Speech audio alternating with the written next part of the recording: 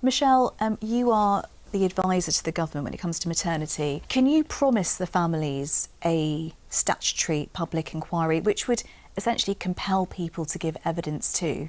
Well, that promise would have to come from the Secretary of State. It's not something that I would be able to promise, but what I can say is that I completely agree with Jack, and I've been very, very open about that. There are some uncomfortable truths out there, and some organisations are finding this uncomfortable, and I've been very straight with them and very straight with the Secretary of State. How can it be that it wasn't a law, it wasn't a regulator, it wasn't NHS England, it wasn't a system or a protocol that brought this inquiry about?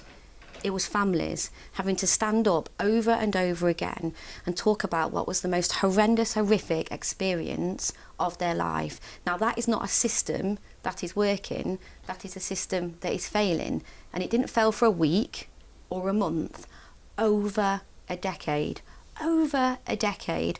Failures, systematic failures. I've been very, very clear. If these inquiries don't provide the answers that families need, then absolutely we should have a public inquiry. So you support the families and are basically calling on that with the Health Secretary? I've said to the Health Secretary, been very, very clear, there are two things with regards to this. We do have a police investigation going on, and we have seen in the past sometimes when police investigations and public inquiries go hand in hand, it can result in nobody being held accountable. We've seen that in Grenfell. Actually, that's what happened. So there are some strategic and some planning that would need to go ahead. I've been very straight with the Secretary of State. I have said the families need to have their time with regards to Donna Rockington inquiry.